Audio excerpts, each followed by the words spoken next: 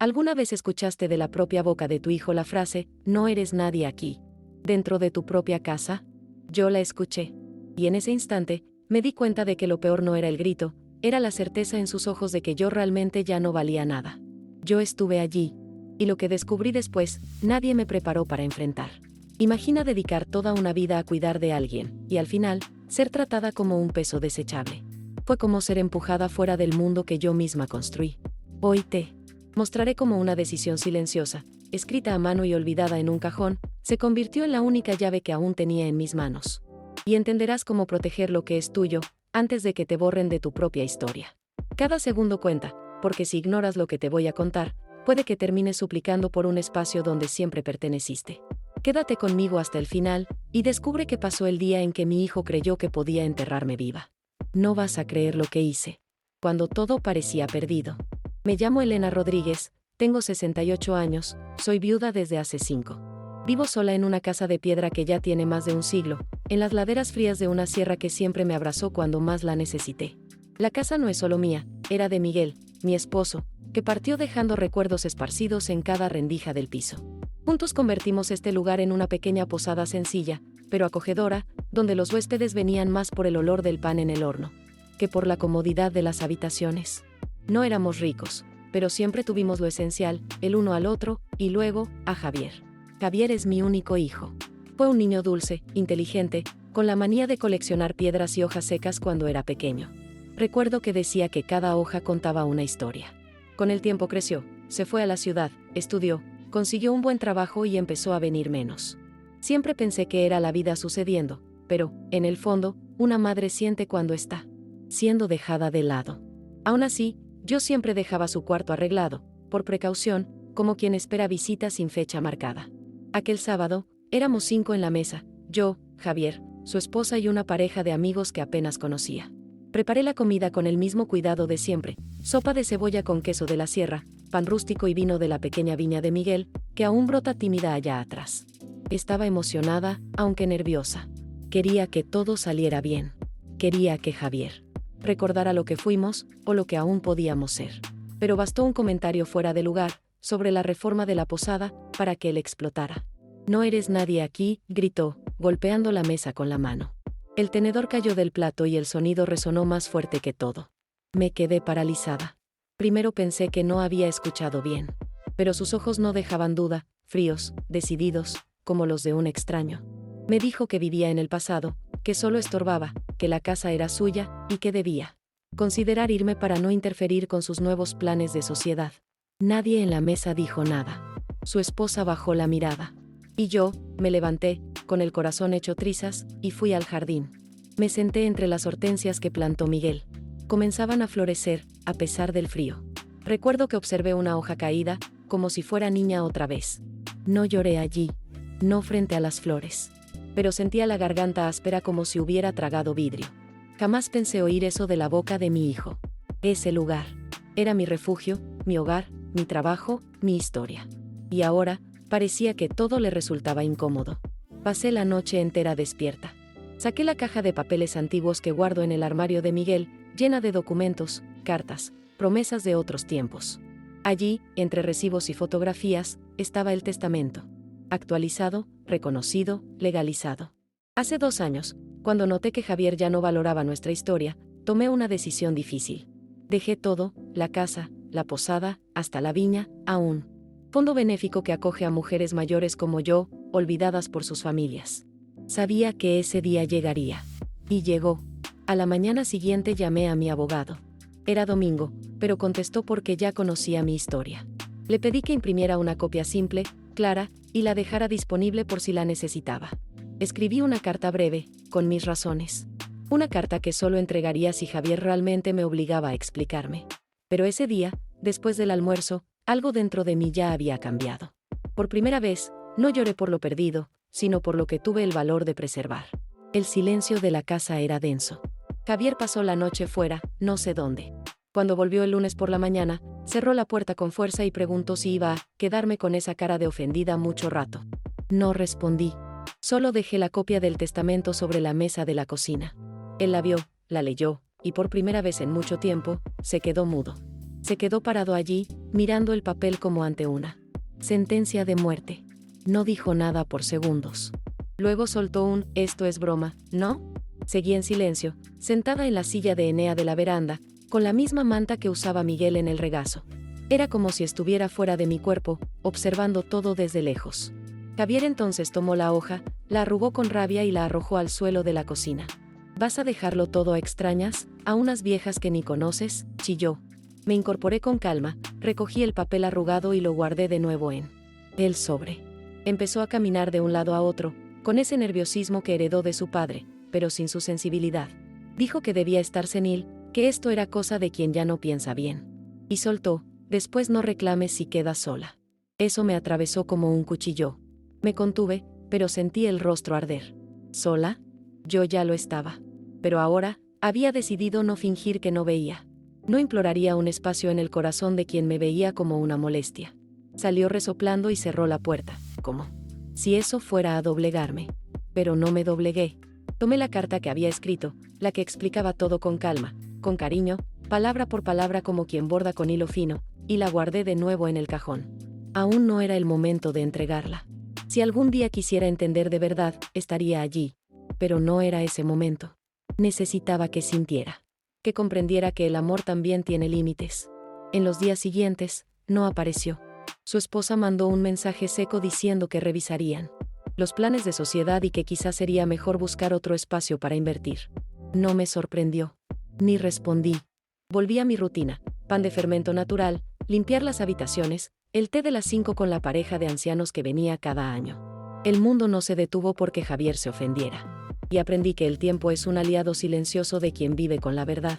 Una tarde, mientras cuidaba el jardín, apareció una mujer llamada Lourdes en la posada. Dijo venir del centro de acogida para mujeres y que había oído que yo pensaba donar un inmueble. No sabía que el trámite ya estaba listo. Conversamos casi 2 horas. Tenía ojos tristes pero manos firmes. Me contó de mujeres abandonadas por sus hijos, olvidadas en cuartos húmedos de periferia. Escuché en silencio, sintiendo cada palabra como si describiera el futuro que alcancé a evitar para mí misma. Cuando se fue, me quedé sentada en la veranda mirando el cielo volverse azul lentamente. Por primera vez en años, me sentí parte de algo más grande que yo. No era dejar de amar a Javier. Era amar lo suficiente para no permitir que me borrara. Y amar a otras como yo, a quienes nadie ve. Aquellas que cocinan en silencio, cosen la vida de otros y son tratadas como trapos viejos cuando ya no sirven. Aquella noche escribí otra carta. No para Javier, sino para mí. Para recordarme que la dignidad no se negocia. Que a veces hay que perder un lazo para salvar el alma. Guardé la carta dentro de un libro de Miguel, junto a una flor seca y la primera factura de luz de la posada. Eso era memoria, era historia, era vida vivida. Y nadie iba a quitarme eso. Ni con gritos, ni con desprecio. Al día siguiente colgué en la entrada una pequeña placa de madera que encontré en el depósito. La lijé, la pinté con cuidado y escribí: «Aquí vive quien siembra amor y cosecha respeto». No sé si Javier volverá. No sé si algún día entenderá. Pero ahora sé que estoy donde siempre estuve, en mi lugar. Y ese lugar tiene nombre: Elena. 2 días. Después llegó una nueva huésped. Se llamaba Renata, tendría unos 40 y tantos años, cargaba una maleta con rueditas ruidosas y un cansancio en el rostro que no era solo de viaje. Dijo necesitar un lugar tranquilo por unos días, y yo solo asentí, señalando la habitación de arriba. Durante el desayuno contó que estaba en proceso de divorcio y que su madre le había dicho que solo podía contar consigo misma. Al oír eso, un escalofrío me recorrió. Pensé en cuántas madres escuchan lo contrario. Que solo estorban. Renata pasó los días sentada en la veranda, leyendo libros que ni recordaba tener. A veces intercambiábamos pocas palabras, pero había un intercambio silencioso entre nosotras. Una noche fría preparé sopa de mandioquina y se la llevé. Nos sentamos juntas en la cocina, como 2 desconocidas que no necesitaban fingir saber qué decir. Y allí dijo, casi en susurro: «Solo queremos que nos vean, ¿no?». Asentí, sin poder responder. Eso era, ser vista. No por vanidad, sino para existir completa. Su presencia me recordó que hay otras formas de ser madre, de ser mujer, de ser útil. Que mi vida no tenía que girar en torno al amor que no vuelve. A veces sembramos hortensias para que otros las cosechen. A veces el jardín es solo para nosotras. Y eso basta. Empecé a escribir de nuevo en un cuaderno que hallé entre las cosas de Miguel. No historias, sino recuerdos. Pequeñas escenas del día. La textura del pan, el aroma de la habitación limpia, el sonido del timbre de viento. Escribir me ayudaba a respirar. Un martes, al revisar el correo, encontré un sobre pardo. Sin remitente. Dentro, la copia arrugada del testamento que Javier había tirado, junto a una nota en lápiz: siempre haces las cosas a tu manera. No esperaba menos. Nada más. Sin firma. Sin intento de diálogo. Fue como recibir una pedrada envuelta en papel. Pero eso también era una confirmación: él había leído. Había entendido. Y quizá, por primera vez, eligió el silencio. Guardé el billete en una cajita de lata que estaba en la despensa. Era donde Miguel guardaba monedas antiguas. Ahora guardaba algo más raro, la primera respuesta sincera que Javier me dio en años. No sabía si era un adiós o un punto de partida. Pero no importaba. Lo importante es que ya no podía decir que no sabía. Yo había hablado. Y aunque sin carta, me había escuchado. Aquella noche me senté en el jardín y contemplé la luna escondiéndose tras las nubes. La casa en silencio, solo el ulular lejano de un búho. Pensé en todo lo sucedido en días recientes, y noté que por primera vez no esperaba a nadie. Ni a Javier, ni a perdón, ni a aplausos. Estaba allí por mí. Y eso fue un alivio tan grande que lloré en paz. Sin rencor. Sin lástima. Solo gratitud. Al día siguiente Renata me abrazó antes de irse. Dijo haber encontrado algo más que descanso allí: había encontrado un espejo. Sonreí, pero no dije nada. Porque yo también me vi en ella. En la fuerza de quien carga dolor en los hombros y aún así se levanta a lavar platos. Barrer el suelo, servir café. Cuando se fue dejé la cama arreglada, la ventana entreabierta. Por si la vida decide traer otra alma cansada a refugiarse aquí. Volví a colgar los bordados que guardé tras la muerte de Miguel. Uno decía: quien riega la raíz, florece aún en tierra dura. Quizá esa fuera mi misión ahora. Ser raíz para otras flores. Sin esperar que la rama partida crezca de nuevo. A veces la vida pide solo eso: que dejemos de insistir en ser hoja donde ya no hay primavera. Días después recibí una llamada inesperada. Era el padre Francisco, de la parroquia del pueblo. Me invitó a un encuentro de mujeres mayores de la comunidad.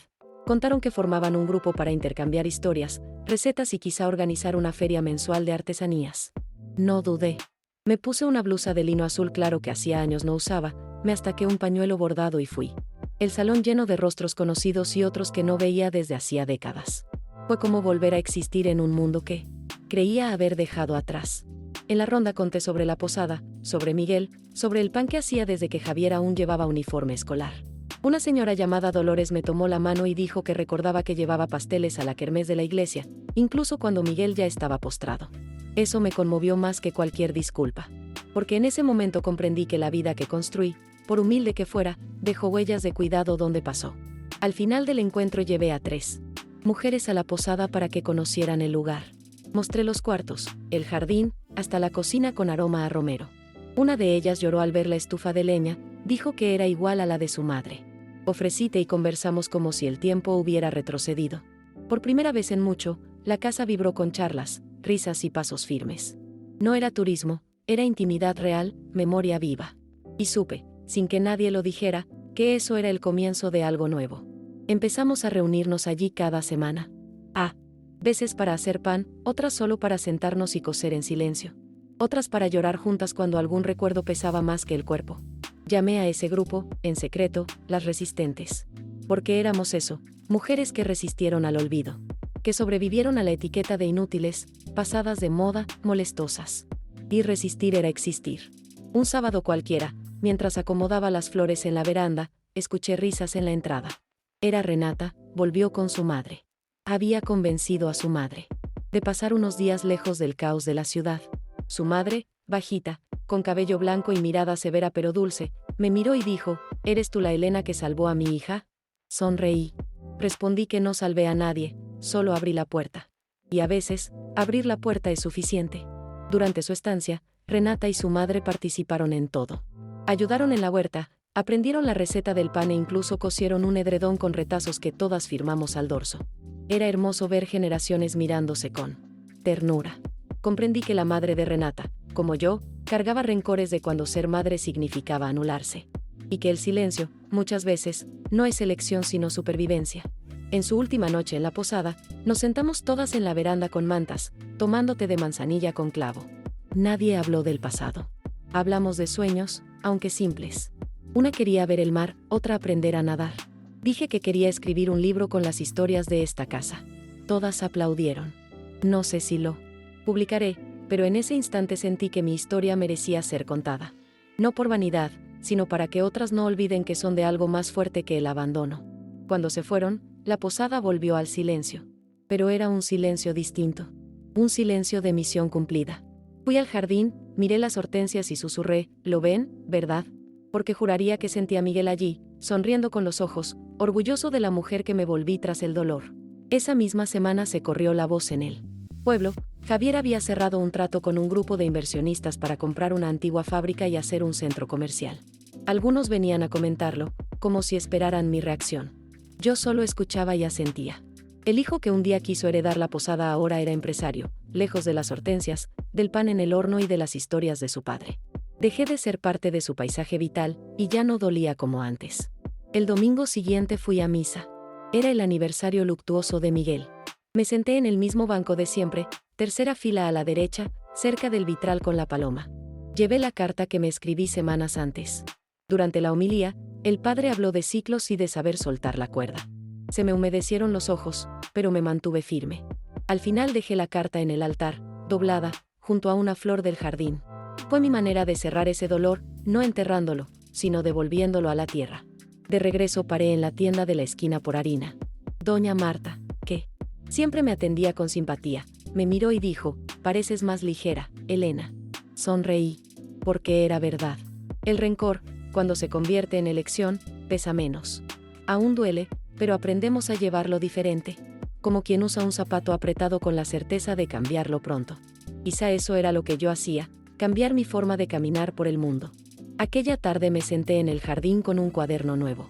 Escribí en la tapa el nombre del libro, La casa entre hortensias. Comencé describiendo.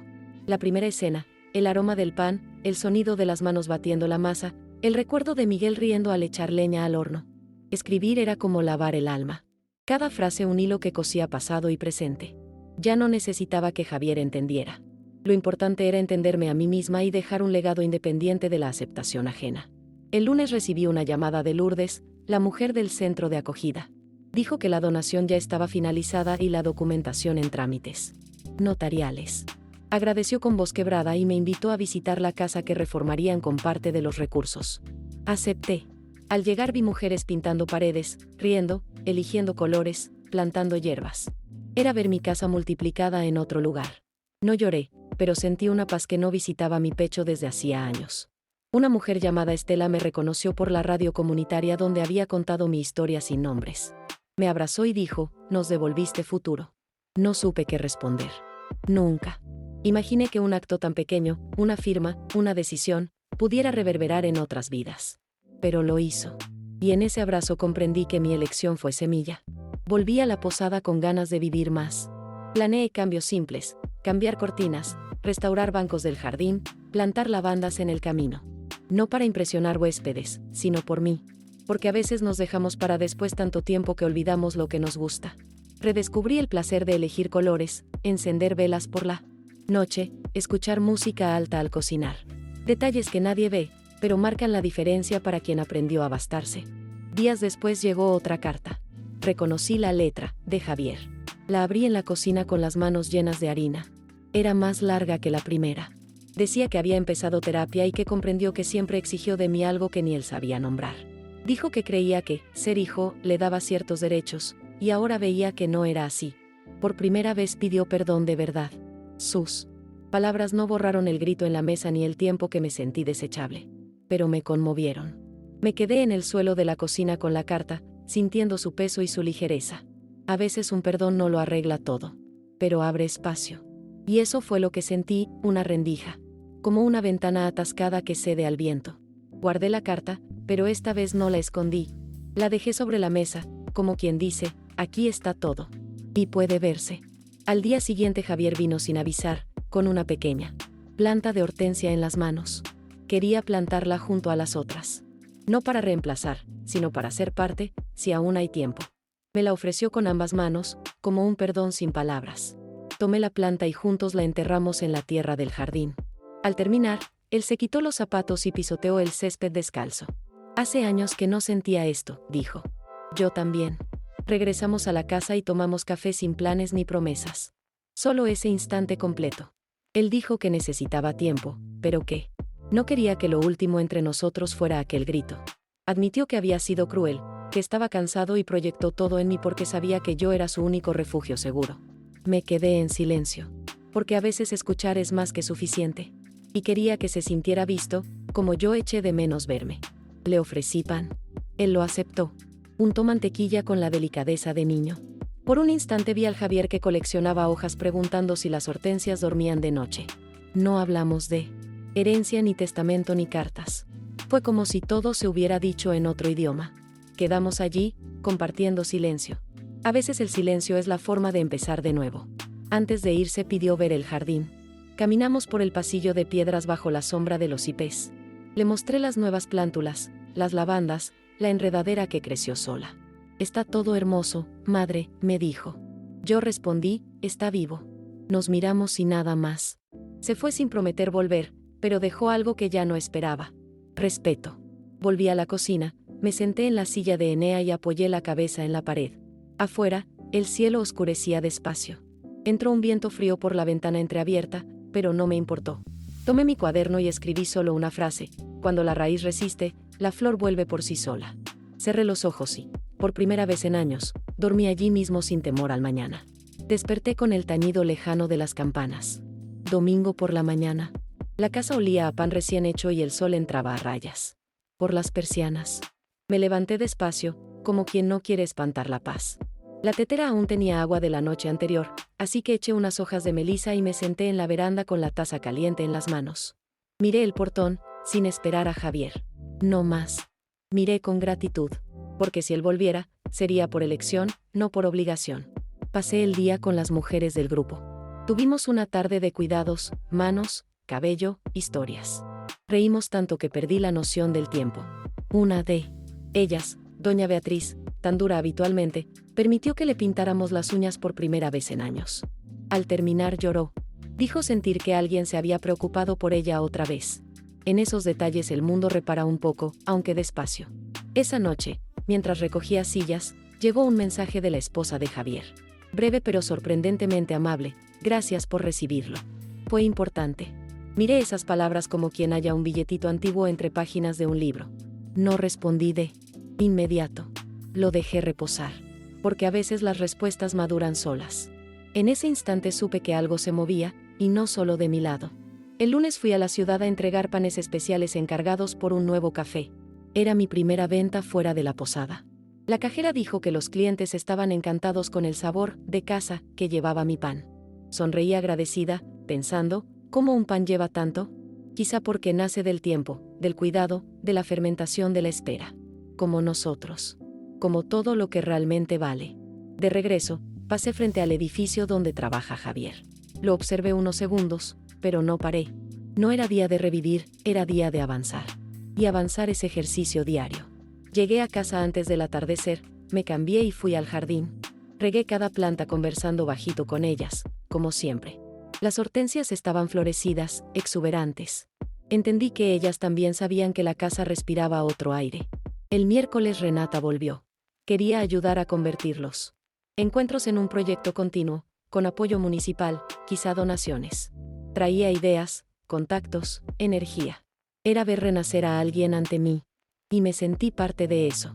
No como protagonista, sino como ese muro de piedra que sostiene el techo cuando nadie lo ve. Fuerza invisible que mantiene todo en pie. Empezamos a reunirnos más seguido. Creamos un fondo común con lo recaudado en ferias, compramos materiales y organizamos talleres. Algunas mujeres soñaron de nuevo, un viaje corto, un vestido nuevo, reformar la cocina. Verlo suceder me dio una alegría madura, de sentido, no de euforia.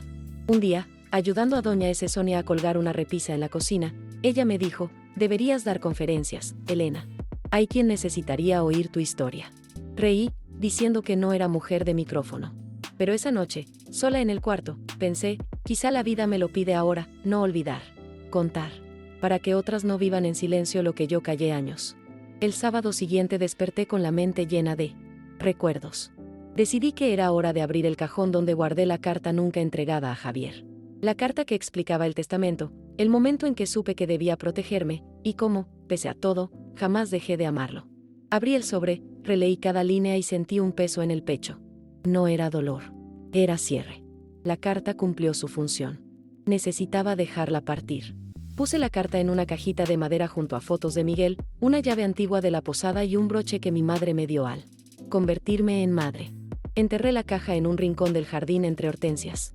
Lo hice sola, en silencio, como un ritual. La tierra húmeda era fácil de remover.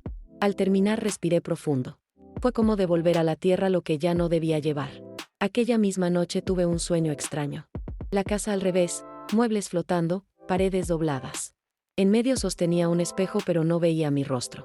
Desperté asustada. Pasé el día intentando entender. Por la tarde, en la reunión, conté el sueño. Doña Beatriz, siempre callada, dijo, tal vez porque ya no necesitas verte con los ojos de otros.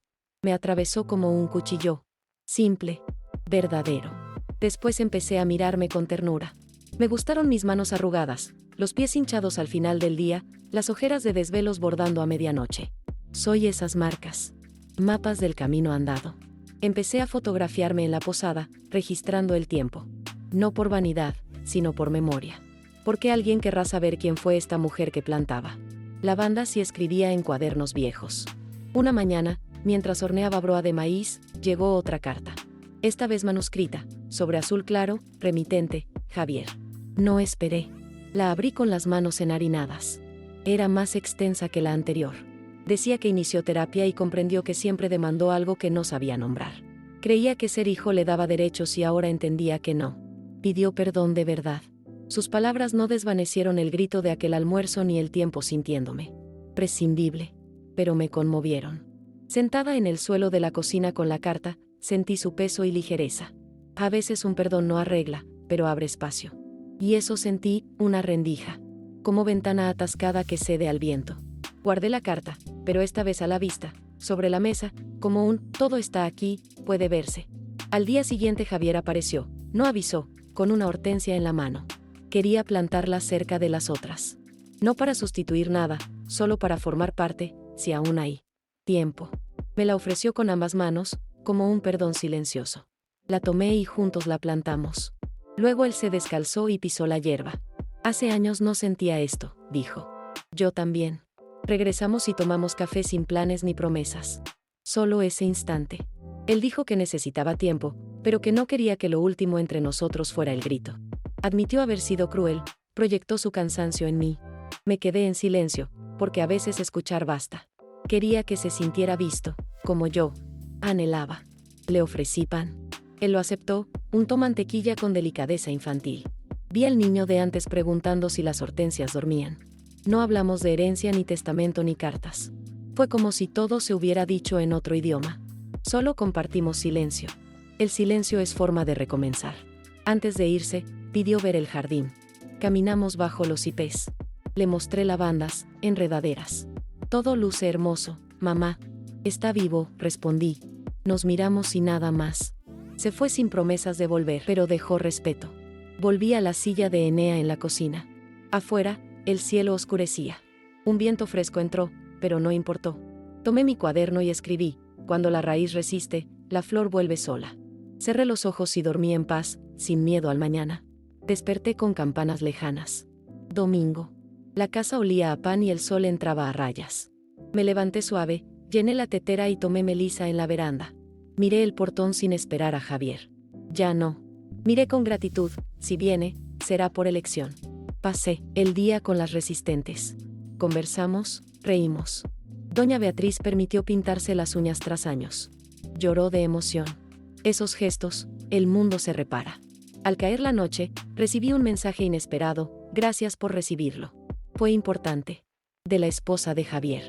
Lo dejé reposar. A veces las palabras maduran. Algo cambiaba. El lunes vendí panes al café de la ciudad. Encantados con el sabor de hogar. Pensé en cómo un pan lleva tanto tiempo, cuidado, fermentación de la espera. Frente al edificio de Javier vacilé. No era día de revivir pasado. Era de avanzar. La posada volvió a llenarse. No solo de huéspedes, sino de encuentros. Javier vino casi cada fin de semana, a veces solo, a veces con Marina, su nueva pareja, dulce y atenta. Ambos ayudaban a servir, cuidar plantas, organizar.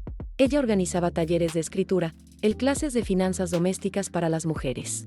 Observé con orgullo un campo que florece. Una tarde, Javier me preguntó si cambiaría el testamento. Respondí que no, mi decisión sigue, cuidar también a quienes no tuvieron opción. Él asintió, lo entendí, madre. Eso bastaba, la herencia no está en bienes, sino en momentos reconstruidos. Javier trajo delaciones, libros, ropa, contactos. Él impartía finanzas. No era perfección, era cuidado. Y eso era todo. Un día me dijo, si algún día me dejas algo, que sea este jardín, porque ahora entiendo su valor. Me emocioné, pedía significado, no posesión. Lo que siempre quise que viera. Esa noche. Escribí el último capítulo de mi libro, El día que plantó. Conté todo. Cerré el cuaderno, lo puse junto al travesaño y dormí en paz. Al amanecer, el libro al lado, cubierto de sol. Hice café y abrí la ventana. El olor a tierra mojada me dio ganas de releerlo, no para corregir, sino para abrazar. Cada línea un fragmento de la mujer que fui, del dolor que soporté y de la fuerza que ni sabía que tenía. Con el tiempo, otras mujeres vinieron a buscar consejo. Lourdes, pensando en dejar a su marido, preguntó, ¿aún hay tiempo para mí? Tomé su mano y respondí, mientras sigas respirando, sí. Mi casa se volvió refugio emocional. Prestaba mi escucha a tantas otras. Era milagro del tiempo. Un viernes, Javier me sorprendió con un cuadro pintado por él. La posada con hortensias y nosotros dos en la veranda. Es papá y tú, dijo. Lloré. Nunca imaginé que transformaría recuerdos en arte. Lo colgamos junto al reloj de Miguel. Cada huésped pregunta quién lo pintó. Digo, mi hijo. Y esa frase ya no. Me duele. Luego convidaciones para contar mi historia en radio y prensa. Acepté con cautela, pero el respeto de quienes me escucharon me reafirmó. En una entrevista, dije, mi nombre es Elena, 68 años, y me tomó casi toda la vida aprender que el amor no es posesión, es presencia. La repercusión me conmovió. Cartas y visitas de mujeres que dijeron, me enseñaste que aún puedo escribir mi final. Lo leí emocionada, entre lavandas. Miguel estaría orgulloso. Tras la entrevista, escribo crónicas. Para un periódico local. Javier comparte mis textos. Mi madre es una de las mujeres más fuertes que conozco. Tardé años en verlo. Con orgullo guardo esas palabras. Me invitan a hablar en escuelas y centros. Una adolescente preguntó cómo volver a amar a quien te hirió. Respondí, no se ama igual. Se aprende a amar diferente, con límites, con elección, con verdad. Lloró. Yo también. Porque era verdad. Nuestro amor ahora es humano y posible. La posada atrae huéspedes por la historia. Muchos. Quieren ver el jardín y la muda de hortensia de Javier. Algunos leen mi libro, editado con la biblioteca comunitaria. Primera edición pequeña pero vendida. Mensajes, contaste mi historia. Regalo inmenso. Un día Javier llegó con Marina. Ella es Marina, dijo. Ella admira lo que aprendió este año. Nos hicimos amigas, cocinamos, reímos y compartimos recetas. Vi a Javier como compañero paciente y atento. Mientras lavábamos platos, dijo, ahora entiendo que no me alejaste, me liberaste de lo que no quería ver. Sonreí con lágrimas. La justicia que recibí no vino de la ley, sino del tiempo y del reconocimiento. Las hortensias florecieron otra vez, más hermosas. Javier plantó al lado otra muda, para mostrar que crecer puede ser elección. Solo le tomé la mano. Ese gesto llevaba más amor que todos los abrazos forzados de nuestra historia. Un amor que ya no pide pruebas. Un domingo, Javier me invitó a una confraternización en el centro de apoyo que ayudó a crear. Quería que conociera a las mujeres acogidas. Acepté. Me recibieron con abrazos y agradecimientos. Una señora me dijo, aquí nos sentimos humanas de nuevo. Caminé por salas nuevas con Javier a mi lado. Cada rincón rebosaba cuidado, pañuelos bordados, plantas, un mural de fotos y frases. Era distinta de la posada, pero el espíritu igual, acoger sin preguntar demasiado. De regreso, en el coche, Javier guardó silencio y luego preguntó, ¿aún conservas aquella carta? La del almuerzo que me dijo que no era nadie. Respondí que sí. Él dijo, quizá un día la lea, pero saber que la escribiste lo dice todo. Asentí. Era cierto. Esa carta no era explicación, sino símbolo. Quizá jamás deba abrirla. Al día siguiente, mientras amasaba, decidí enterrar la carta en el mismo rincón donde planté la primera lavanda. No por ira ni olvido, sino libertad. Era semilla que ya germinó en mi interior, no necesitaba existir en papel. Meses después, la posada volvió a llenarse de encuentros. Javier venía casi cada fin de semana, a veces solo, a veces con Marina. Ayudaban con el desayuno, las habitaciones, las plantas. Marina dijo, él cambió, pero no de golpe. Fue porque tú te quedaste. Nunca olvidaré eso. Empecé a escribir una nueva edición del libro, con un segundo capítulo, El hijo que volvió. No hablo de finales felices, sino de procesos, remiendos, vínculos reconstruidos con hilo fino y tiempo.